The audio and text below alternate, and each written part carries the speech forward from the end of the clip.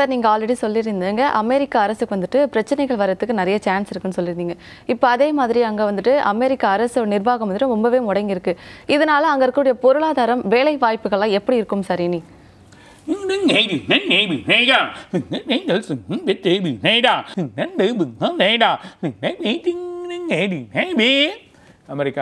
அமெரிக்காவோட செயல் வந்து ரொம்ப ஒரு பிரச்சனையை ஏற்படுத்த போகுது. அதாவது குழப்பங்கள் அதிகமாக ஏற்படும். அதனால் அந்த மசோதாக்கள் எல்லாமே புதுசாக எடுத்துன்னு வருவாங்க. 2வது விசாவுக்கு ஒரு பெரிய ப்ராப்ளம் வரும். இப்போ போட்டிருக்க வரிக்கு சில மாற்றங்கள் எடுத்துன்னு வருவாங்க.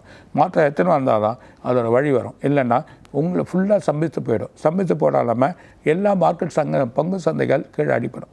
பங்கு சந்தைகள் ரொம்ப இறங்கி ஒரு பிரச்சனையும் இல்லை. அதேமா இன்றைக்கோ இல்லைன்னா அடுத்த வாரத்துலையோ ரொம்ப நடக்கிறதுக்கான வாய்ப்புகள் உண்டு. அதேமாதிரி கோல்டு சில்வர் கொஞ்சம் இறங்கி அதுக்கப்புறமா சிலது ஏறக்கூடிய நிலைமைகள் வாய்ப்புகள் அதிகமாக இருக்குது. அந்த மாதிரி ஆனால் கோல்டு சில்வர்கள் இறங்கும்.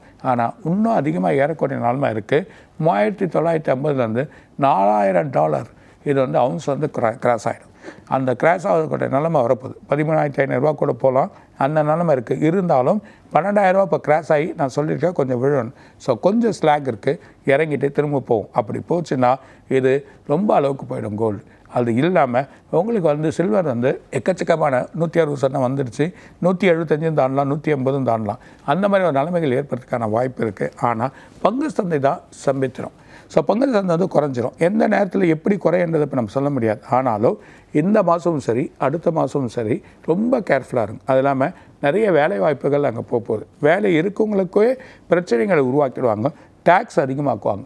சில டேக்ஸுகளை அதிகமாகி பெரிய குழப்பங்கள் ஏற்படுத்தி திரும்பி அதில் குறைக்கிறது வழி பண்ணுறது சில மசோதாக்கள் மாற்றக்கூடியவன. ஆனால் இது இல்லாமல் இவர் மேலேயே ஒரு பெரிய பிரச்சனையை எடுத்துகிட்டு வருவாங்க. ட்ரம்ப் மேலேயே ஒரு மசோதா அவர் மேலே போட்டு அவர் மேலே ஒரு கேஸோ கோர்ட்டோ அதில் ஒரு ப்ராப்ளத்தை உருவாக்கி அவர் வந்து ஒரு குழப்பத்தை ஏற்படுத்துவாங்க. அந்த ஒரு நிலைமை ஏற்படுறதுக்கான வாய்ப்புகள் இருக்குது. முக்கியமாக பங்கு சந்தையில் இருக்கவங்க ரொம்ப பேலன்ஸ் இல்லாமல் இருக்கும். நிறைய பணம் போடாமல் கொஞ்சமாக விளையாடுறவங்க பேலன்ஸ் இல்லாமல் இருக்கும். ரொம்ப கேர்ஃபுல்லாக இருங்க. உடனே வெளியே வந்துடுங்க மார்க்கெட்லேருந்து. ஸோ மார்க்கெட் அப்பாவாது கொஞ்சம் பேலன்ஸ் இல்லாமல் தான் இருக்கும்.